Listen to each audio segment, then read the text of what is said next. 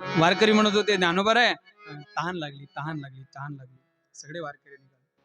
सगळ्या विहिरी कोरड्या होत्या. कुठं पाणी प्यावं कुठे पाणी. एक विहीर दिसली. एका विहिरीत एका कोपऱ्यात कुठंतरी एक छोटस डबकं होतं आणि त्यात पाणी होतं. विहिरीमध्ये एक छोटस काहीतरी होतं, पण सगळ्यांना विहिरीत उतरणं शक्य नव्हतं. विहीर खोल होती.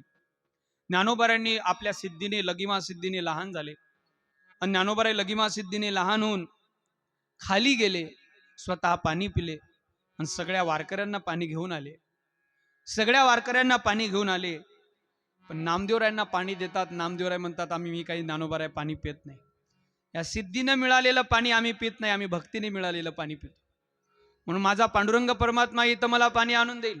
कशाला आता हट्ट धरता नामदेव महाराज, प्या पाणी. नामदेवराय म्हणतात नाही, मी ज्ञानोबाराय पाणी पिणार नाही, माझा पांडुरंगच मला इथं पाणी आणेल. म्हणून नामदेव महाराजांनी तिथं धरणं धरून बसले, पांडुरंगाचं भजन करायला लागले. बराच वेळ झाला, संध्याकाळ होत आली.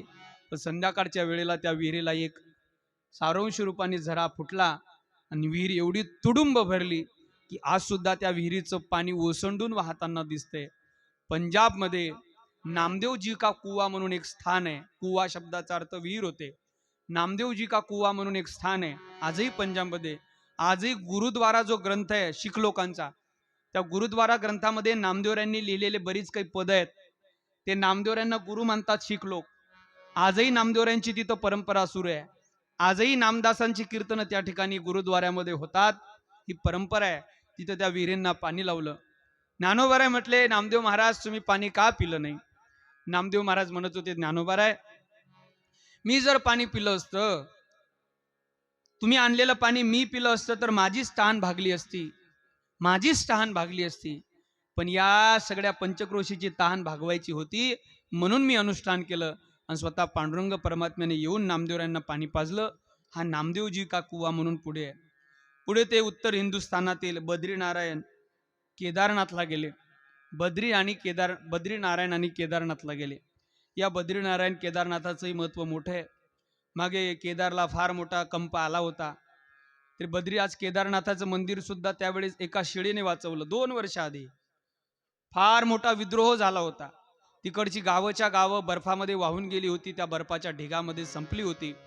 केदारनाथाचं मंदिर सुद्धा असं वाटते आता गेलं की काय. पण एक शिळा मोठी केदारनाथाच्या मंदिराच्या मागे, केदारनाथाच्या मंदिरा एवढी मोठी शिळा येऊन मंदिराच्या मागे उभी राहिली आणि सर्व ओघ तो त्या शिळेला आडून बाजूने निघून गेला. पण केदारनाथाच्या मंदिराला थोडा सुद्धा धक्का लागला नाही. आजही केदारला गेलेत की मंदिराच्या मागे शिळा आहेत. त्या मंदिराला हनुमंत शिला असं आज म्हणतात. ही 2-2.5 वर्ष आधीची घटना आहे. हनुमंत शिला असं म्हणतात की हनुमंतरायांनी साक्षात येऊन केदारनाथांच्या मंदिराचं रक्षण केलं. बद्रीनाथ केदारनाथला ज्ञानोबाराय गेले. तिथून मायापुरीत आले. मायापुरी म्हणजे आता आपण जिला दिल्ली म्हणतो, तिचं जुनं नाव आहे मायापुरी. ही मायासपुरी आहे. जशी बंबई नगरी या तू देख बबुआ, तशी ती माया नगरी आहे. ही दिल्ली नगरी. या दिल्लीमध्ये आले. त्या दिल्ली नगरीमध्ये अकबर, बऱ्याच जणांचे बरेच मत आहेत. कोणी म्हणत होतं की बिदर बादशाह, कोणी म्हणत होता अकबर बादशाह. पण काही संतांनी ज्ञानोबारायांचं वचन आहे, अकबरे गायवत्स मारी येले, कीर्तनी उठविले नाम याने, असं संतांचं वचन आहे. अकबर राजा होता. या अकबर राजांना ही दिंडी दिसली दिल्लीतून जाताना. बुलाओ उस दिंडी को. कौन फकीर आ गए. फकीर म्हणत होते ते, कौन से कहा के फकीर है. ते फकीर आणले. त्यावेळेस मुस्लिमांचं राज्य होतं. मुस्लिमांच्या राज्यावेळेस अकबर त्या दिल्लीच्या तख्तावर बसलेला होता. त्या अकबरांनी या महात्म्यांना बोलवलं. ही सगळी संत मांडळी अकबराच्या राजदरबारात हजर झाली. बोले कहा से आए हो. महाराष्ट्राचे आए है हुजूर, महाराष्ट्र से आए हो. क्या नाम है. प्रत्येकाने आपलं नाव सांगितलं. म्हणे आप संत हो. हा हम संत आहे. बरं मग तुमच्या संतत्वाची मला परीक्षा घ्यायची आहे म्हटलं. आता मला हिंदी बोलता येत नाही म्हणून मराठी बोलतो. तुमच्या संतत्वाची मला परीक्षा घ्यायची आहे म्हणे. काय. आता म्हणे मी इथं गाय मारतो, तुम्ही या गायला जिवंत करून दाखवा. अकबराने त्या भर सभेत एक गाय बोलवली आणि या संतांच्या समोर त्या गायीला कापलं. त्या गायीची मान तिच्या शरीरापासून ते धड वेगळं केलं. वेगळं केल्यानंतर नामदेवरायांना बेड्या घातल्या आणि नामदेवरायांना तिथं म्हणे खरेच तुम्ही संत असाल, भक्त असाल देवाचे. तर तुम्ही या गाईला जिवंत करा, या गाईला जिवंत करा असं म्हटलं. आणि त्यावेळेस कहत मुई गोदहू जबाय, सब कोई देखे पती आय, नामा परवने सेलम सेल, गो दुराई बछरा मेल, दूध दोह जब मटकी भरी, ले बादशाह के आगे धरी. असं गाय मेलेली आहे, समोर सर्व संत बसलेले आहेत. नामदेवरायांच्या गळ्यात विण्या असल्यामुळे त्या बादशाने सांगितलं, नामदेवराय, नामदेव तुम्हीच करा म्हणे या गाईला जिवंत. नामदेवराय पुढे बसले. नामदेवरायांच्या दोन्ही हातात बेड्या आहेत. नामदेवराय पांडुरंगाचा धावा करतात. देवा, ए देवा, लवकर पंढरपूरवरून ये आणि या गाईला जिवंत कर. पहिला दिवस गेला, दुसरा दिवस गेला, 7 दिवस दिले होते त्या बादशाने. दुसरा दिवस गेला, तिसरा दिवस दिला. किती दिवस लागतील तुला साधू? तर नामदेव महाराज म्हटले, बादशाह मला 7 दिवस द्या, मी गाईला जिवंत करतो. पहिला दिवस, दुसरा दिवस, तिसरा दिवस, चौथा दिवस, 5वा दिवस, 6वा दिवस, 7वा दिवस. 7वा दिवस उधळला आणि बादशाह त्या राज दरबारात आला. नामदेव महाराज देवाचं भजन करत होते. देवा या लवकर, तुम बिन मोरी कौन खबर ले, गोवर्धन गिरिधारी रे, गोवर्धन गिरिधारी रे, गोवर्धन गिरिधारी रे, गोवर्धन गिरिधारी.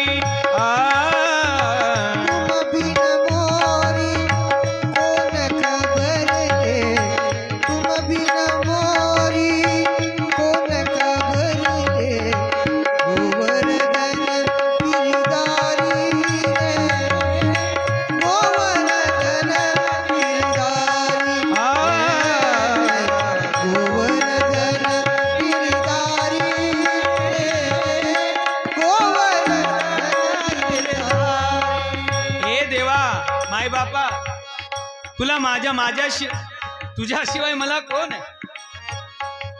तू असशील, तू येत असशील, तू लवकर ये देवा. कशासाठी येऊ देवा? ए देवा, तू जर आज आला नाही ना तर मी तुझा भक्त म्हणून या जगात वावरणार नाही. तुला यावं लागणार आहे. ए देवा, ये लवकर देवा, ये धावत ये देवा. संकट पडलं देवा आता माझ्यावर. आज जर तू आला नाही ना तर या लोकांना कळेल की या हिंदू नावाच्या लोकांचा कोणी देवच नाही, यांचा देवच अस्तित्वात नाही असं यांना वाटेल. म्हणून देवा लवकर ये. साक्षात देव सूक्ष्म स्वरूपाने आला. मला तुम्हाला सांगताना आनंद वाटतो, मला तुम्हाला सांगताना आनंद वाटतो की 7व्या दिवशी मेलेली गाय राजाच्या दरबारात 7व्या दिवशी दुपारच्या वेळेला तिचं शीर बरोबर तिच्या त्या शरीराला लागलं आणि गाय जिवंत झाली. हुजूर हुजूर हुजूर, गैया गैया गैया उठकर खड़ी हो गई, हुजूर उठो हुजूर. जमते मला थोडी थोडी. उठो हुजूर, गैया खड़ी हो गई, हुजूर उठो हुजूर. मी तुम्हाला सांगितलं ना, छत्रपती शिवराय महाराणा प्रताप नसते तर तुमचे आमचे नाव काय असते सांगितलं का नाही? मा नाव काय असतं?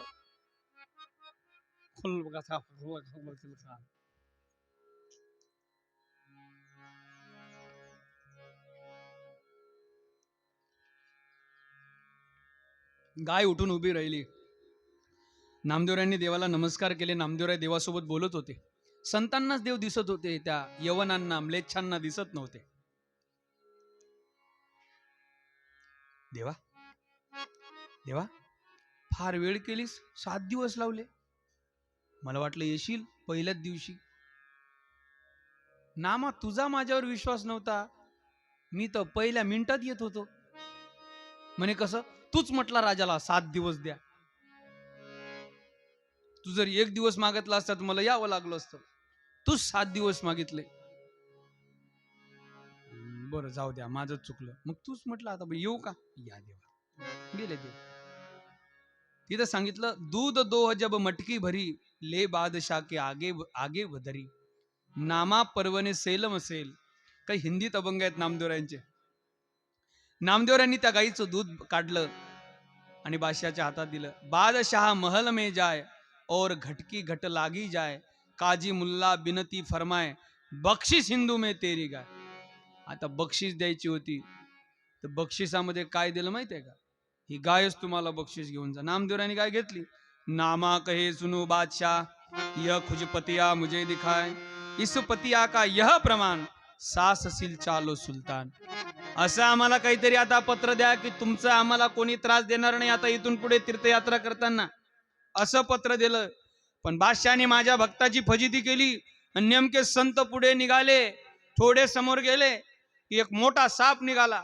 त्या सापाने सगळे हत्ती घोडे त्यांना चावा घेत घेत मारत मारत शिपायांना मारत, हुजूर हुजूर हुजूर, वो बडा नाग निकलाय, नाग निकलाय, नाग निकलाय. त्यांना कळालं, पंडितांना बोलवलं. पंडितांना विचारलं काय झालं? म्हणे तुम्ही भक्ताचा अपमान केला. मग त्या नामदेवरायांना बोलवा. मग नामदेवरायांना बोलवलं. नामदेवरायांचं मोठा आदरातिथ्य केलं. नामदेवरायांना नमस्कार केला. हा प्रसंग पुढे दिल्लीमध्ये घडला. दिल्लीवरून ही दिंडी मथुरा, गोकुळ आणि वृंदावनाला आली. मथुरेमध्ये गेली, गोकुळमध्ये गेली आणि गोकुळातून मग वृंदावनात आली. या वृंदावनाचा काय आनंद सांगावा. ज्ञानोबाऱ्यांच्या गोपीच्या गवळणीच्या पायांनी रजक्कणांनी पवित्र झाले. गवळणीच्या पायांनी तिथले रजक्कण पवित्र झाले. अशी ही सुंदर तिथली धरणी, तिथली माती ज्ञानोबाऱ्यांनी सर्व संतांनी आपल्या डोक्याला लावली. इथंच या गोपी वावरल्या. त्या गोपीचा भाव कधी कधी ज्ञानोबाराय सांगतात ना, ज्ञानोबाराय कधी विरहिणी होतात, कधी विहरणी होतात आणि कधी विराणी होतात. असे ज्ञानोबाऱ्यांच्या गवळणीतले 3 प्रकरण आहेत. ज्ञानोबाऱ्यांची विराणी प्रकरणातले काही गवळण आहेत. ज्ञानोबाराय असं म्हणतात, घनुवाजे गुण गुण पंचम नाही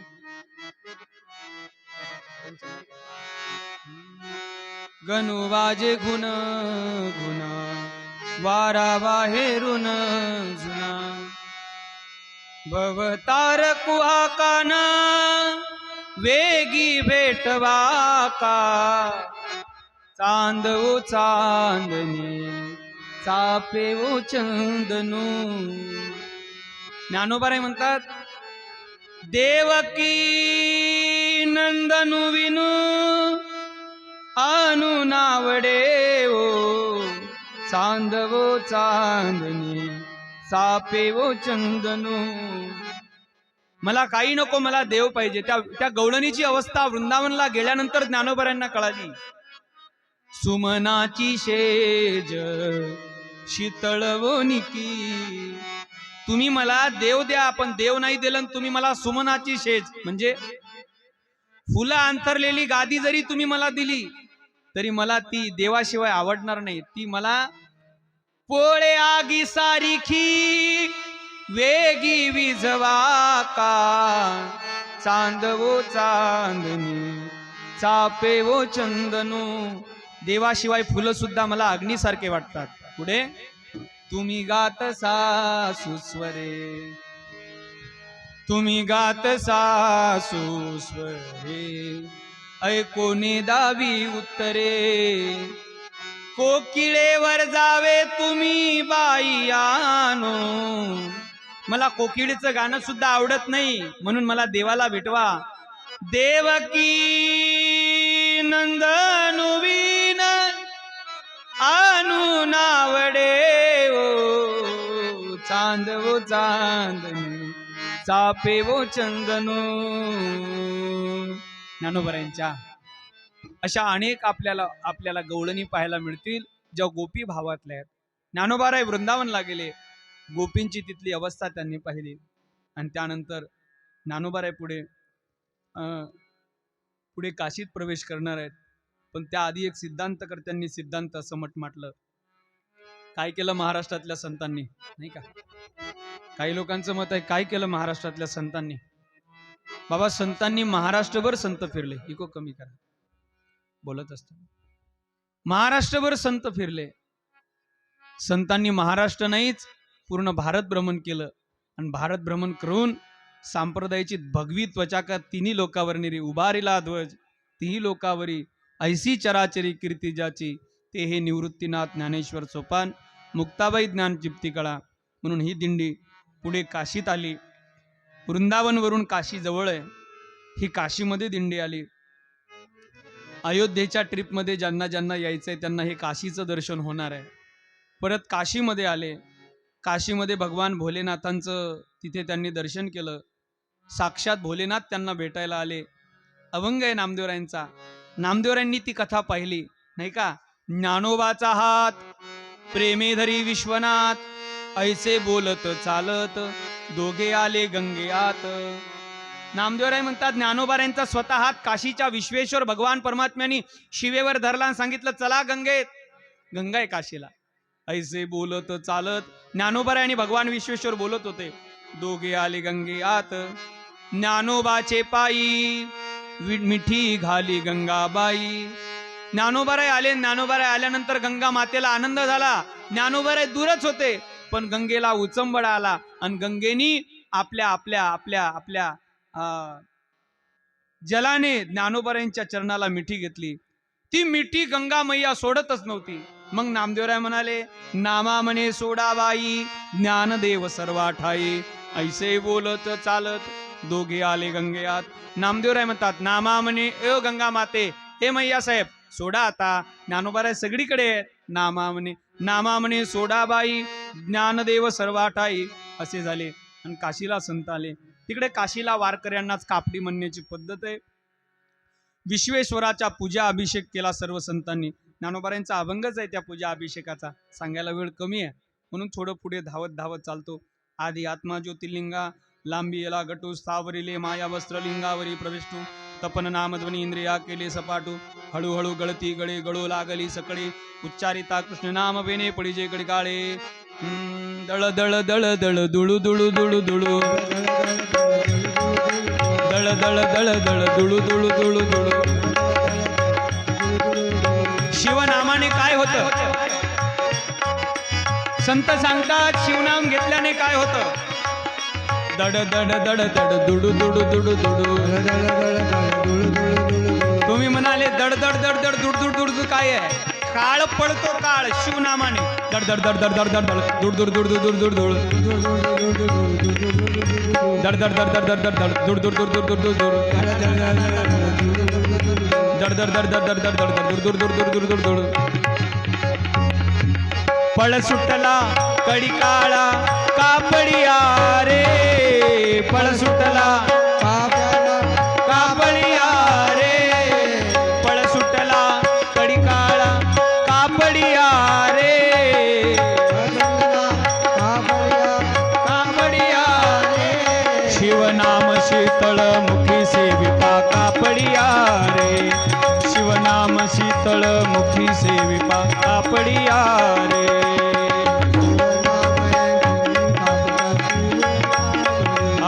शिवनाम शीतळ मुखी सेवी कापडिया कापडिया कापडिया रे. नमः पार्वती पते हर हर हर हर हर हर. ये जोरात म्हणा जरा. नमः पार्वती पते हर हर हर हर हर हर. दोन्ही महादेव हजर नाहीत. अरे तुम्ही आहेत तुम्ही लपले का काय हो. तुम्ही लपले आज लपले म्हणजे काय झोपायचं आहे वाटते तिथे.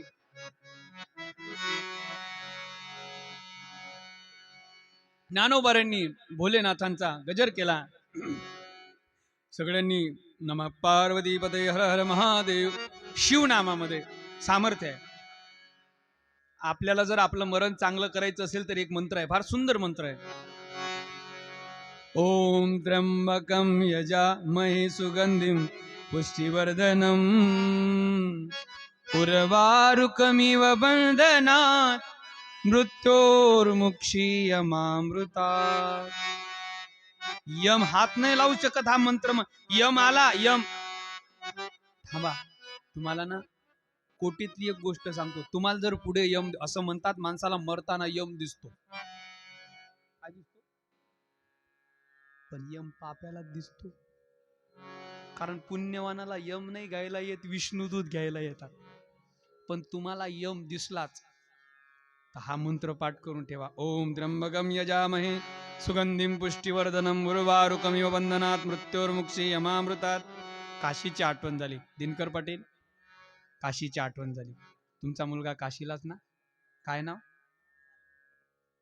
आपल्या गावचा एक तरुण मुलगा नाही का, सागर पुणकर, गंगामाईच्या कुशीत झोपला. थोडक्यात गंगामाईच्या कुशीत घेतला. काशीचं एवढं महत्व आहे दिनकर पाटील, मी तुम्हाला त्या दिवशी सुद्धा बोललो. त्यांचा मुलगा काशीला दर्शनाला गेल्यानंतर गंगेमध्ये बुडून, मला वाटते वर्ष नाही झालं, नाही आता 6 महिने झाले, 6 महिने होत आहेत.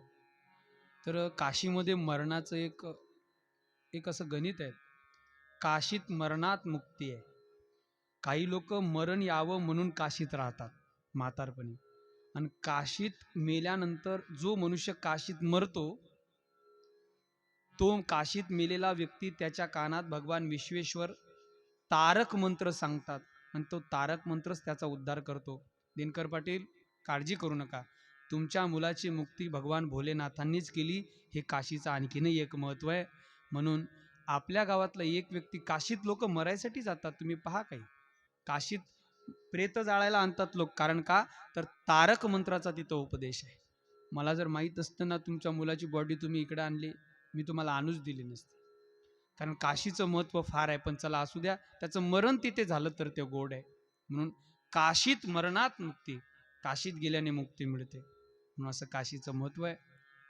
विश्वेश्वराचा पूजा अभिषेक केला आणि केल्यानंतर पुढे म्हणे गंगेच्या घाटावर थोडा एक वाद सुरू होता ब्राह्मणांचा. अहम पूर्वम. पूजेचा मान कोणाला? पूजेचा मान कोणाला? त्यांनी मोठा यज्ञ ठेवला होता आणि त्या यज्ञामध्ये पूजेचा मान कोणाला, पूजेचा मान कोणाला म्हणून त्यांच्यातच भांडणे चालू होते.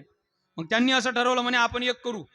तो म्हणतो मला, तो म्हणतो मला, तो म्हणतो मला. आपण असं करू, हत्तीच्या सोंडेत आपण माळ देऊ, म्हणजे फुलाची माळ देऊ, आणि हत्ती ज्याच्या गळ्यात माळ घालल, म्हणजे हत्तीन ज्याच्या गळ्यात माळ घालल, आपण त्याला पूजेचा आग्रहमान देऊ. आणि त्यांनी हत्तीनीच्या गळ्यात ती माळ द्या, सोंडेत माळ दिली, आणि हत्तीन तिथल्यापैकी एकाच्याही गळ्यात घातली नाही. समोरून हे सगळे संत येत होते. नामदेव महाराज, ज्ञानोबाराय, सोपान काका, हे सगळे महाराष्ट्रातले संत येत होते. ती हत्तीन बरोबर तिथून जे सरळ निघाली आणि समोर अग्रभागी असणाऱ्या ज्ञानोबारायांच्या गळ्यामध्ये त्या हत्तीने माळ घातली आणि त्या सगळ्या ब्राह्मणांनी ज्ञानोबारायांना अग्रपूजेचा मान दिला. ही सुद्धा एक कथा काशीमध्ये घडलेली आहे. त्याच्यानंतर पुढे ज्ञानोबाराय तिथून निघाले. समोरच कबीरांचं गाव आहे. काशी जवळून जवळ कबीर काशीमध्येच राहत होते, पण काशीच्या थोड्या बाहेर राहत होते. हे कबीर कोण आहेत? हे कबीर म्हणजे रामानंदांचे, विठ्ठलपंतांनी, हे कबीर म्हणजे रामानंदांचे शिष्य आहेत. तुमच्या लक्षात आलं? ज्या श्रीपादांकडे, त्या श्रीपादांचे 2 नाव आहेत, एक रामानंद आणि एक श्रीपाद. श्रीपादाकडे ज्ञानोबारांच्या वडिलांनी संन्यास दीक्षा घेतली होती. ऐकलं होतं का तुम्ही ऐकलं होतं का? ज्या रामानंदांकडे, किंवा म्हणजे त्यांचे 2 नाव आहेत, श्रीपाद आणि रामानंद. ज्या रामानंदाकडे ज्ञानोबारांच्या वडिलांनी दीक्षा घेतली होती, त्याच रामानंदांचे शिष्य हे कबीर आहेत. आता यांनी दीक्षा कशी घेतली? तशी तर हे मुस्लिम संत आहेत. या मुस्लिम संतांना तसं दीक्षा घेणं शक्य नव्हतं. ते घाटावर झोपायचे गंगेच्या, आणि गंगेच्या घाटावर रामानंद दररोज स्नानाला यायचे गंगेमध्ये.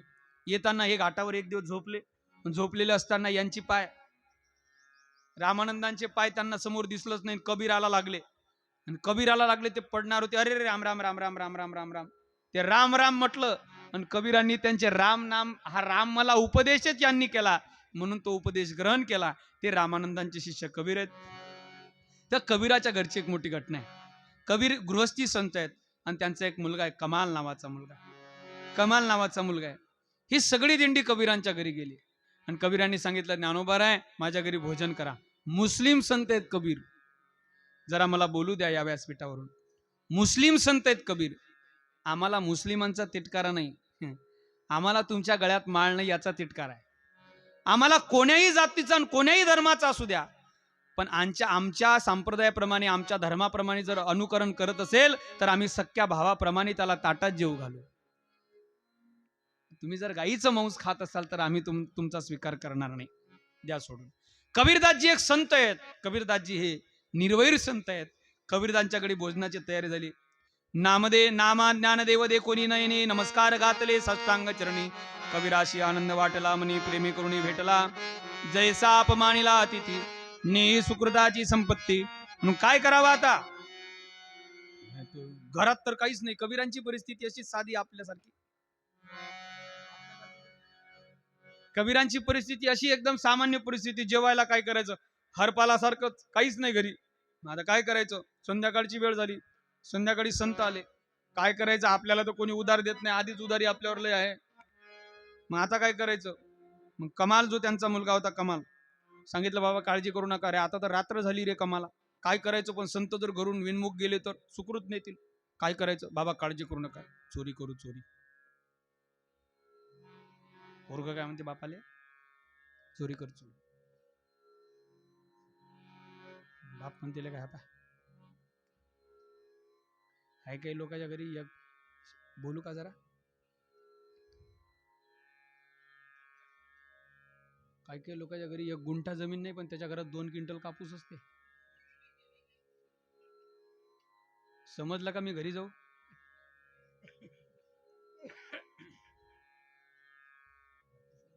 चालता चालता बोट खिशात दाबून आणते ते. आता तुमच्याकडे जे कापूस कमी झाले म्हणून सांगा, आमच्याकडे लय कापूस आहेत. कापूस आहेत म्हणून अनुभव आहे.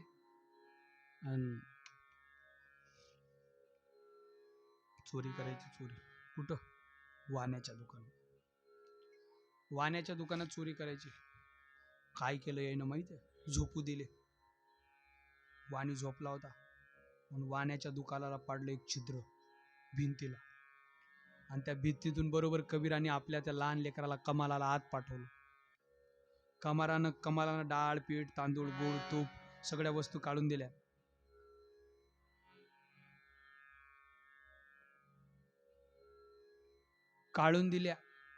पण कमालाला वाटलं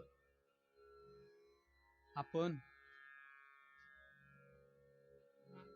वस्तू बाबाला काढून दिल्या, पण आपण जर गेल्यानंतर दुसरा चोर आला आणि तो चोरून खरा ओरिजिनल चोर आला. आता ओरिजिनल चोर नाहीत, पण ओरिजिनल चोर आला आणि त्यानं जर जास्त चोरी करून आपल्याला लागते तेवढंच आपण नेणार आहे, पण ते तर सगळाच हात धुवून घेईल ना. असं करून मालकाला उठवू ना. कबीरा सांगितलं, बाबा पप्पा तुम्ही जा घेऊन, मी येतो मागून.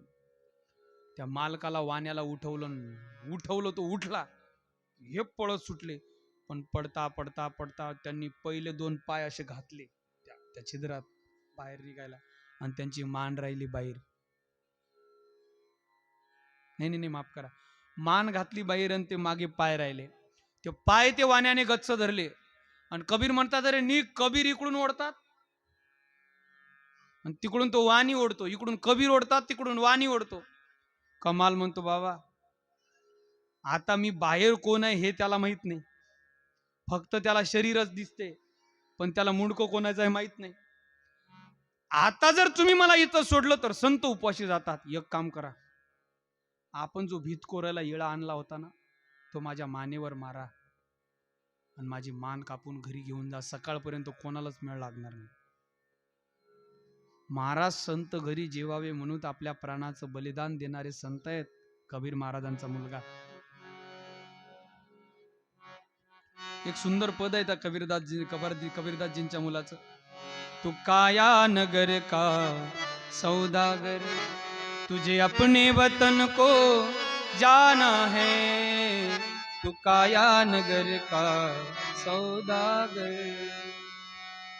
बाप कहे बेटा मेरा है, बाप कहे बेटा मेरा है, बेटा कहे बाप मेरा है, ना बाप बेटे का ना बेटा बाप का, ये तो पिता पुत्र का नाता है, तो काया नगर का सौदागर, तुझे अपने वतन पे जाना है,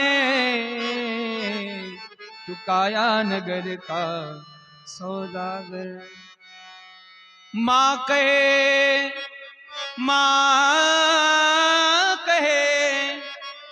कहे बेटा मेरा, बेटा कहे माँ मेरी।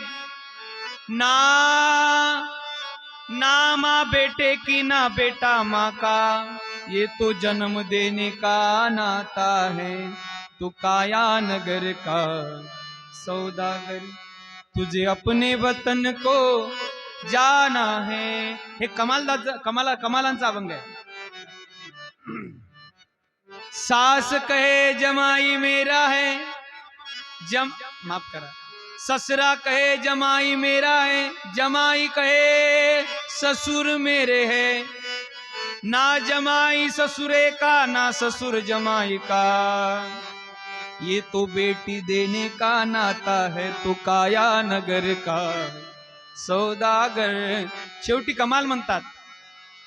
कबीर कहे कमाल मेरा, कमाल कहे कबीर मेरे. कबीर कहे कमाल मेरा, कमाल कहे कबीर मेरे. ना कबीर कमाल का, ना कमाल कबीर के, ये तो हरि गुण गाने का नाता है।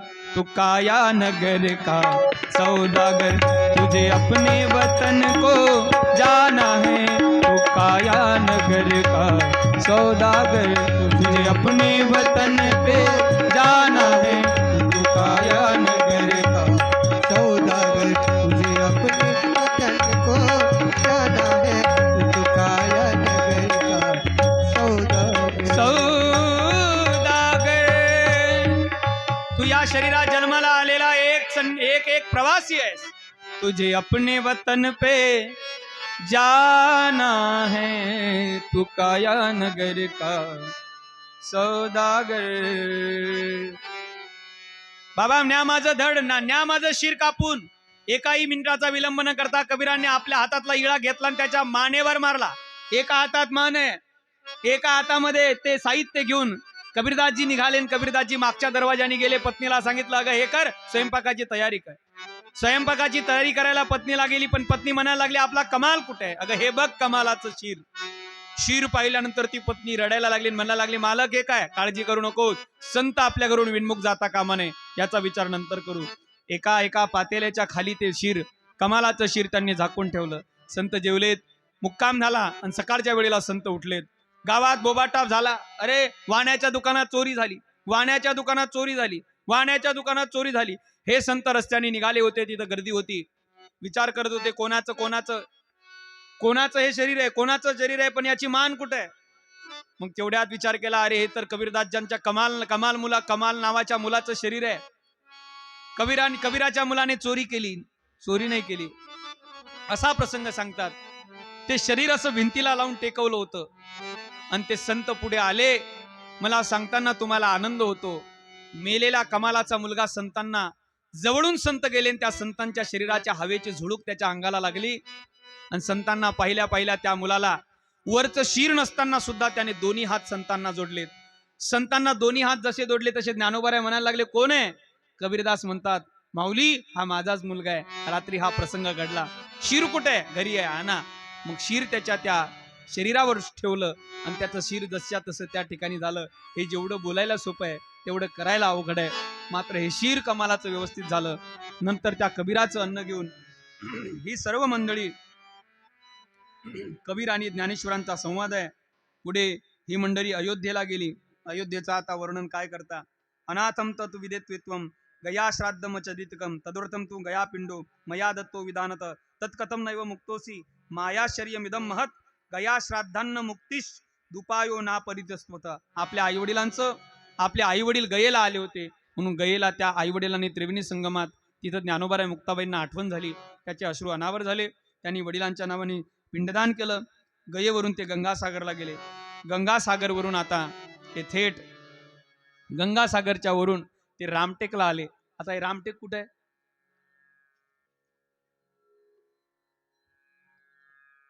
नागपूरच्या बाजूला आहे, नाही का? रामटेकला आले. त्या रामटेकला रामटेक नाव काय? तर प्रभू एक दिवस रामप्रभूंनी तिथं मुक्काम केला होता. एक दिवस त्या भिंतीला तिथं टिकले होते, म्हणून त्याला रामटेक असं म्हणतात. त्या रामटेकवरून हे नंतर निघाले. पुढे यवतमाळ साईडने निघाले. यवतमाळवरून ते जगन्नाथ धामला गेले. जगन्नाथ धामवरून सायनाचार्याला भेटून ते पुढे निघाले. जगन्नाथ धामवरून येत असताना आता महाराष्ट्रात प्रवेश करायचा होता. महाराष्ट्रात प्रवेश करत असताना ते पहिल्यांदा कोल्हापूरला आले. कोल्हापूरला महालक्ष्मीचं दर्शन केलं. घ्या महाराष्ट्र डोळ्यासमोर. त्या कोल्हापूरला दर्शन करून पुढे एक मोठं नगर आहे, त्या नगराचं नाव आहे जयसिंगपूर. त्या जयसिंगपूरच्या दिशेने निघाले. त्या जयसिंगपूर नाव काय, आजही आपण मिरजवरून कोल्हापूरला जाताना मध्यंतरी एक स्टेशन लागतं, त्या स्टेशनचं नाव आहे जयसिंगपूर स्टेशन. त्या जयसिंगपूर नाव काय, तर तिथं जयसिंग नावाचा राजा झाला. ही कथा सांगू, पण त्या आधी 2 मिनिटाचं भजन होईल. राधे राधे गोविंद गोविंद राधे.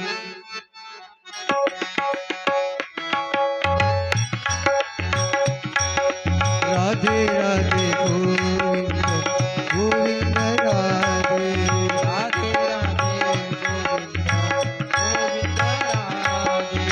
गोविंद राधे गोपाल राधे. गोविंद राधे राधे राधे गोविंद गोविंद राधे राधे गोविंद गोविंद राधे.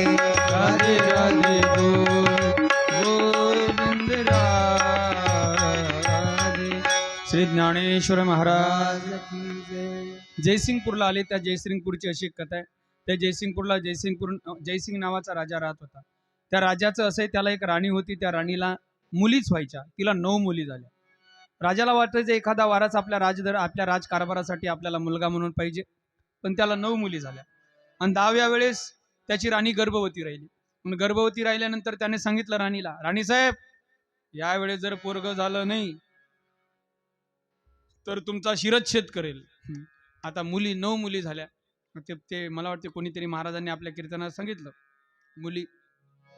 आता ती मुलीची कमतरता का आली, कारण ते जुन्या काळात पहिल्यांदा मुलगी असली की तिची हत्या करायची. मुलगी असली, सगळ्यांना स्त्रीकडून अपेक्षित असणारे त्यावेळेस सर्व नाते पाहिजे होते. आजही तशी घटना आहे. आजही स्त्रीभ्रूण हत्येचे प्रकरण जास्त आहेत. प्रत्येकाला स्त्रीकडून अपेक्षित असणारे सगळे नातं पाहिजे. प्रत्येकाला आई पाहिजे, प्रत्येकाला बहीण पाहिजे, प्रत्येकाला पत्नी पाहिजे, पण मुलगीच का नको, मुलगीच का नको. त्यावेळेसचे बरेच वचन होते. स्त्रीभ्रूण हत्या मधल्या काळात फार होत होती. काय अपराध होता त्या मुलीचा. महाराज, मुलगी काय कमी आहे? सध्या मुलींचे रिझल्ट मुलाच्या पेक्षा जास्त आहेत. मुलगी कशात कमी नाही. अंतराळात महिला गेली, सुनीता विल्यम्स, कल्पना चावला. अंतराळामध्ये गेलेल्या भारतातल्या स्त्रिया, सुनीता विल्यम्स, कल्पना चावला या अंतराळवीर आहेत. विमानात सुद्धा मुलगी गेली, अंतराळात सुद्धा मुलगी गेली. अहो, भारताची राष्ट्रपती सध्या मुलगी आहे, स्त्री आहे. काय नाव?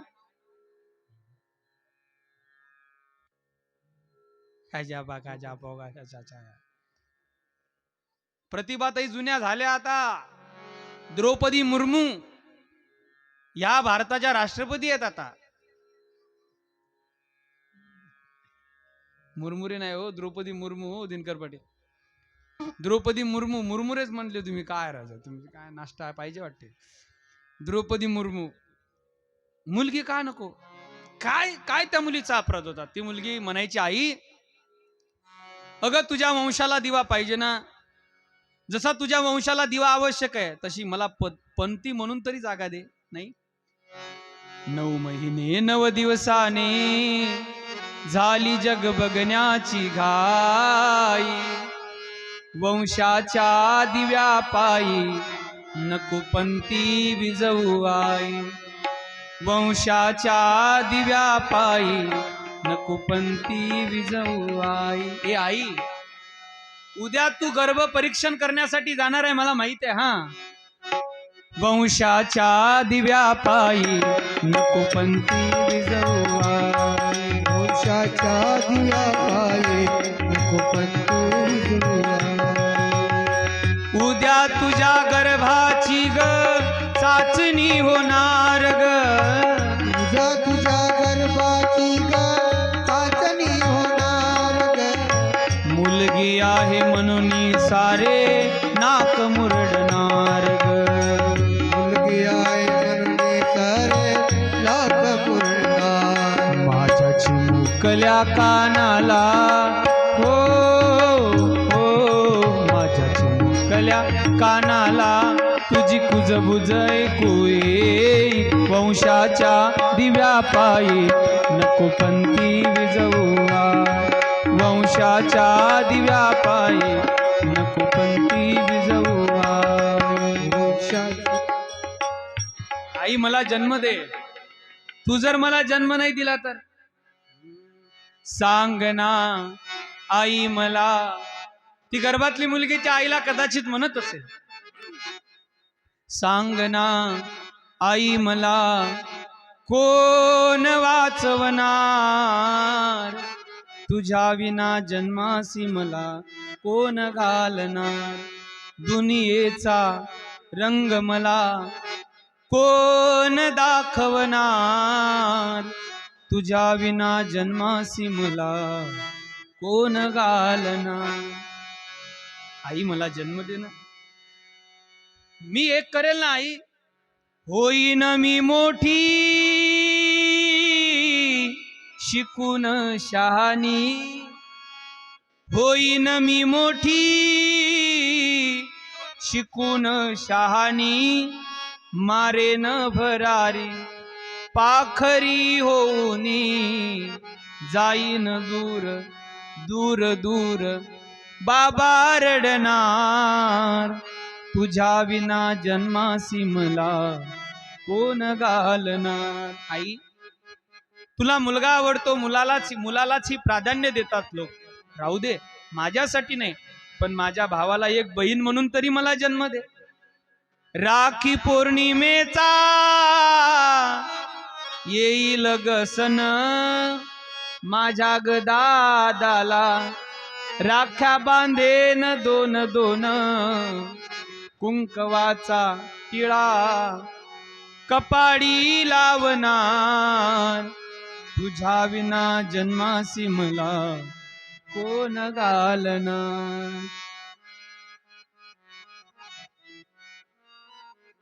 राजाने त्याच्या राणीला सांगितलं, राणी साहेब 9 मुली आहेत, 10व्यांदा गर्भवती मुलगी जर झाली. राणी भीत होती. 9वा महिना आला, गरोदर अवस्था जागेवर आली. ती सुईन प्रसूती करायला आली राणीची. सुईनीला प्रसूती करताना त्या राणीने सांगितलं, माऊली ए आई, अगं आता जर मुलगी झाली ना तर माझा नवरा या मुलीसहित मला मारेल. तुला विनंती आहे माझी, मुलगी झाली तर मुलगा झाला म्हणून सांग. आणि एका ज्योतिषाला बोलवलं. हो बाबा, ज्योतिषाला बोलवलं, सांगितलं मुलगी जर झाली तर राजाला सांगा की तुमच्या मुलीचं लग्न होईपर्यंत, म्हणजे तुमच्या मुलाचं, मुलगी झाली तर मुलगाच सांगा, आणि त्याला सांगा की तुमच्या मुलाचं तोंड तुम्हाला लग्न होईपर्यंत पाहता येणार नाही, आणि पाहिलं तर तो मरेल असं सांगा. ठरलं, प्लॅनिंग झाली, आणि योगानं कावडा बसायचा आणि फांदी मोडायची. बरोबर मुलगीच झाली. मुलगी झाली, सुईनीने पाहिलं मुलगी आहे. मुलगा झाला. काय झालं होतं? काय बेबी बाबू नाही, बेबी. हा मुलगा झाला. ते आता ते बाबून बेबी म्हणायची पद्धत आहे ना, ते तर आता फोनवर बोलणारे नवीन लग्न झालेले पहा तुम्ही. आम्ही जवळून ऐकले लपून. ते त्या समोरच्या जनावराला म्हणतात, पिल्लू जेवला का नाही पिल्लू तू? नेमकं मग समजत नाही गोपाळ महाराज, पिल्लू कोंबडीचं का कशाचं? काय ते लयच बदललं हो जग. असू द्या आता.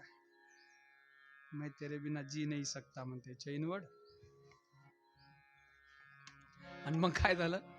मुलगा झाला राजासाहेब, मुलगा झाला. ज्योतिषाला बोलवा, तिथी पहा, तिथी मांडा, काढा याचं भविष्य, काढा याची कुंडली. काढली कुंडली. महाराज, तुम्हाला तुमच्या मुलाला लग्न होईपर्यंत पाहता येणार नाही, लग्न झाल्यावर त्याचा चेहरा पाहता येईल, जर पाहिला आधी तर मुलगा मरेल. ए बाबा, झाला ना वंशाला दिवा, जाऊ दे पाहत ना. ठरलं महाराज. राणी त्या मुलाला सजवायची, मुलाला नाही. कोणाला? बाबूला. बंड्याला सजवायची. त्याला मुलीचे कपडे नाही, तिला मुलाचे कपडे. ते मुलासारखं सर्व घोडेस्वारी हे ते सगळं मुलासारखं सजवलं.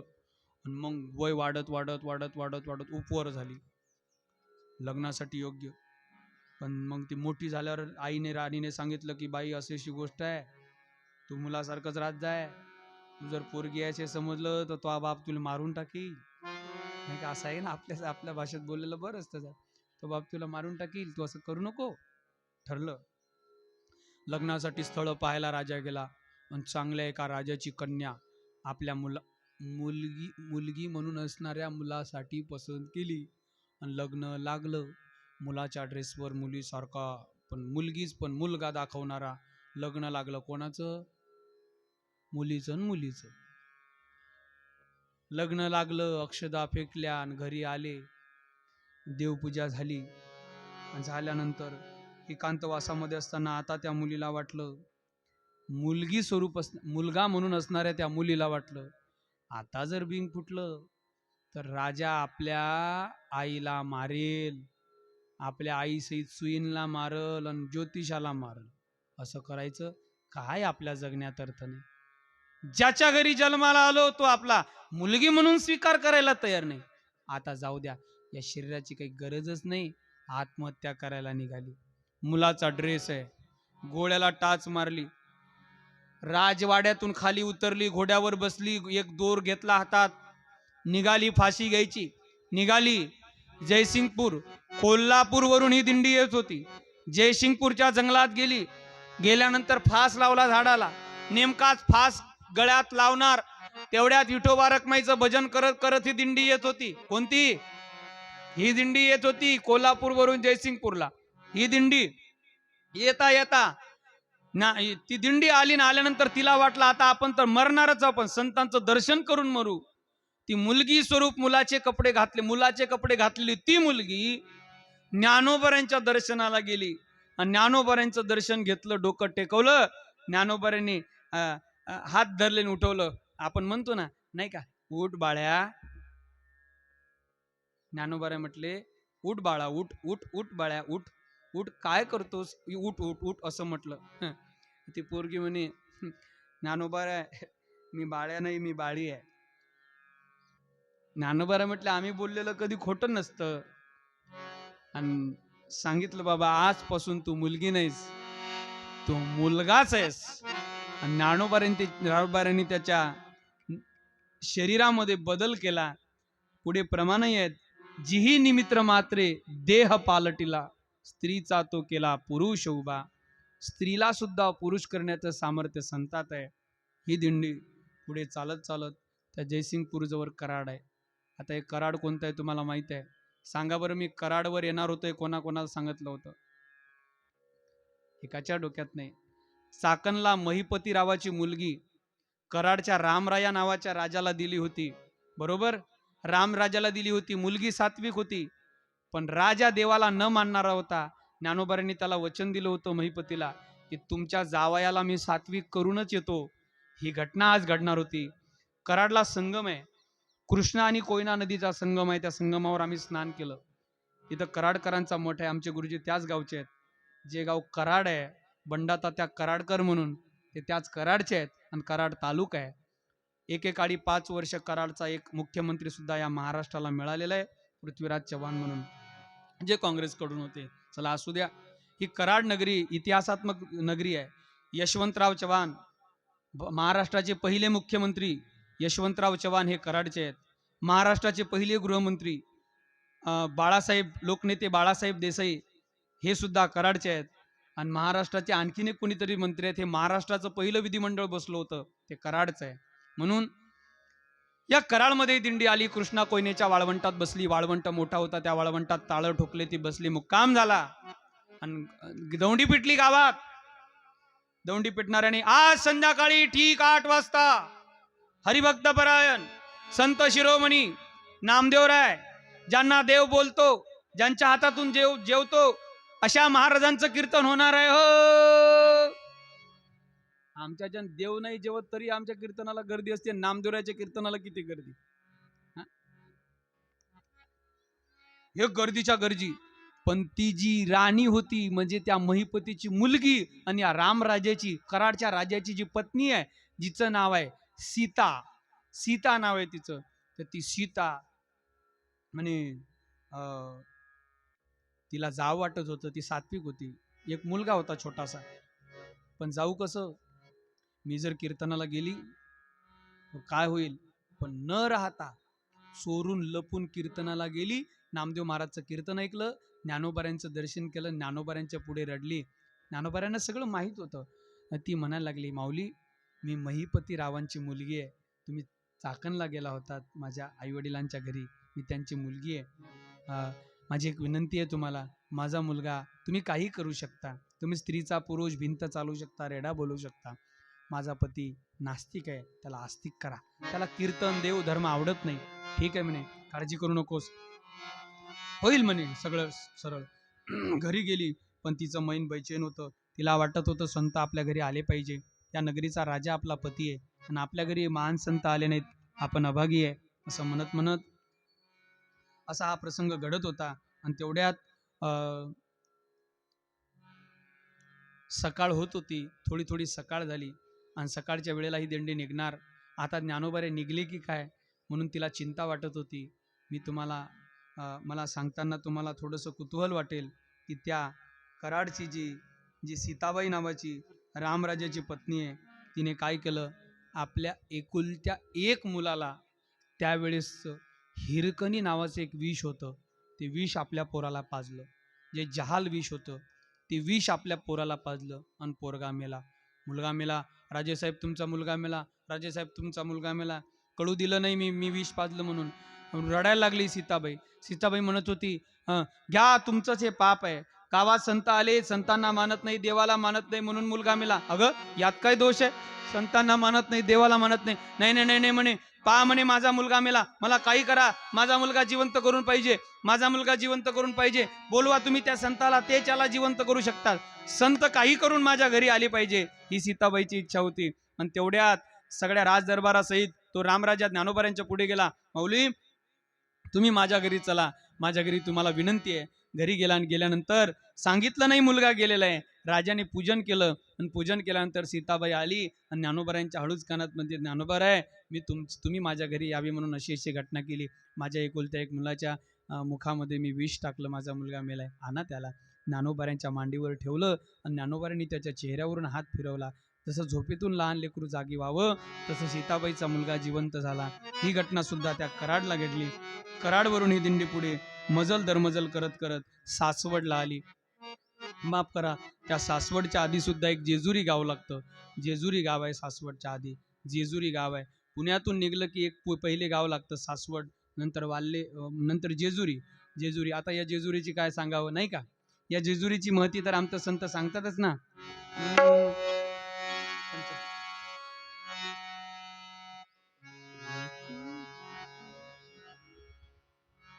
अहम वाग्या सोहम वाग्या,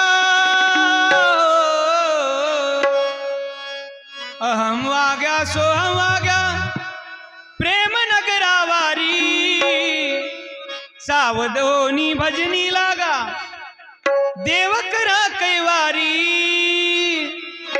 माझ्या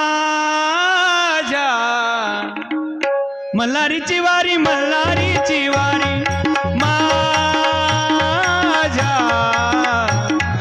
मल्हारीची वारी, मल्हारीची वारी,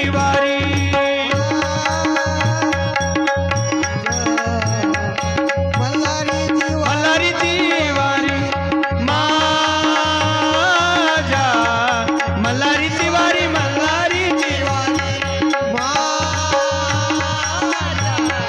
मल्हारीची वारी, मल्हारीची वारी. एक हा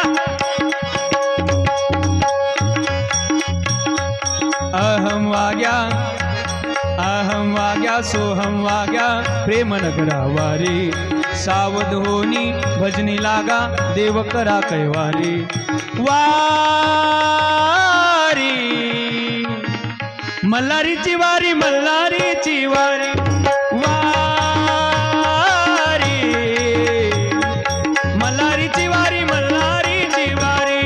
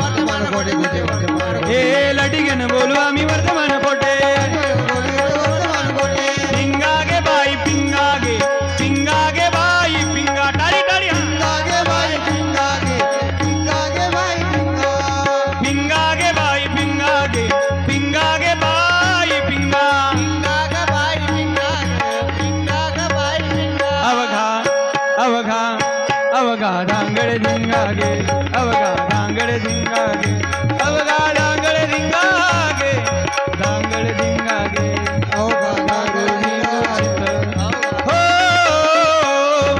करुणी उचित प्रेम घाली हृदयात प्रेम घाली हृदयात दान मागायास आलो दान मागाया दान मागायास आलो दान मागायास आदान मागायास आलोदान मागायास आलोदान मागायास आलोदान मागायास काळ्या राणी तळपत होत तिच्या रूपाचं ऊन नक्की ऐका सर्वांनी ऐका काळ्या राणी तळपत होत तिच्या रूपाचं ऊन अशीच देखणी होती एका सुभेदाराची सुन अशीच देखणी होती एका मुसलमानाची सुन त्या तरुणीला आई म्हणाला हो, हो. त्या तरुणीला आई म्हणाला राजा तो शिलवान म्हणून आनंदाने नांदत होते हिंदू मुसलमान हिंदू मुसलमान हिंदू मुसलमान आनंदाने नांदत होते हिंदू मुसलमान हिंदू मुसलमान हिंदू मुसलमान इच्छा मुरळीस पाहू नका पडाल नरकाद्वारे बुदली ज्ञान दिवटी उजळा महाद्वारे एका जनार्दनी धन्य खंडेराव त्यावर कुंचा वारे माझ्या मल्हारीची वारी माझ्या माझ्या मल्हारीची वारी मल्हारीची वारी मल्हारीची वारी मल्हारीची वारी मल्हारीची वारी मल्हारीची वारी मल्हारीची वारी मल्हारीची मल्हारीची वारी वारी मल्हारीची वारी हा. दोन उतरण्याची सवय आहे ना हा. जेजुरीला आले जेजुरीचा खंडेराया ग राया येतो भक्ताला ताराया सदानंदाला अन्न खंडोबा पावतो नवसाला खंडोबा रायाच याडबाई लागेल मुरडीला लागेल बाग्याला भगवान भोलेनाथाचा आता अवतार असणाऱ्या खंडोबांचं दर्शन केलं. तिथून सासवडला निघाले. सासवड नावाचं गाव आहे. त्या सासवडला सोपान काका आले. सोपान काकाने निवृत्तीनाथांना सांगितलं, नाथा दादा मला याच ठिकाणी समाधी घ्यायची आहे. म्हणून सासवडला समाधी घेणार आहेत पुढे सोपान काका. सासवडवरून ही दिंडी पुढे तीर्थयात्रा करून परत पंढरीला आली आणि पंढरीला येऊन नामदेवरायांना देवाच्या स्वाधीन केलं. ऐका आता मोठा कठीण प्रसंग आहे.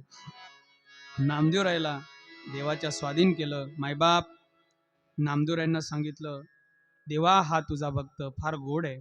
केशव म्हणी नाम्या कंती वाटे माझ्या म्हणी निद्रा न लागे नैनी पाहता वाट. नामा तुझी फार दिवसापासून वाट पाहत होतो रे नामा, मला करमत नव्हतं रे नामा, तू आलास ये नामा. ज्ञानोबाराय बरोबर कार्तिकच्या यात्रेला आले. ऐका ज्ञानोबारायांचा समाधी सोहळा आता पुढे 8 दिवसावर आहे, फक्त 8 दिवसावर आहे. आणि कार्तिकीच्या मागच्या एकादशीला ही दिंडी पंढरपुरात आली. आणि आल्यानंतर ज्ञानोबाराय म्हणतात, देवा मला पंढरपुरात समाधी घ्यायची आहे, मला समाधी घ्यायची आहे देवा पंढरपुरात. देव म्हटले, ज्ञानदेव म्हणे विठ्ठलासी समाधान तुची होसी परी समाधी ये तुझ पासी घेईन देवा. देवा मला तुझ्या जवळ पायाजवळ समाधी घ्यायची आहे. हा, देव म्हटले नाही.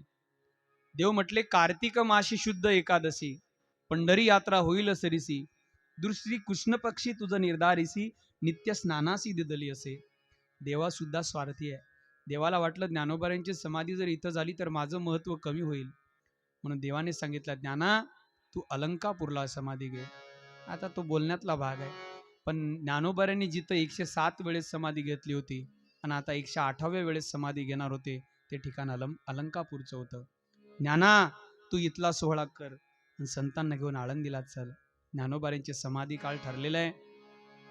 ज्ञानोबाराय समाधीला जाणार आहेत.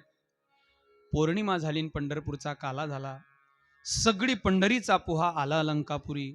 पंचकोसावरी साधूजन 5 कोस साधूची दाटी होती. 3 5 15 किलोमीटर साधूची दाटी आहे. एवढं अंतर आहे. पंढरपूरवरून सगळीच संत, जी संत कार्तिक एकादशीला पंढरपुरात आली होती ती संत, थोडा आता सरळ घ्या, शूटिंग सरळ करा आपली, उभ्या कॅमेऱ्याची बंद करून दुसरी करा.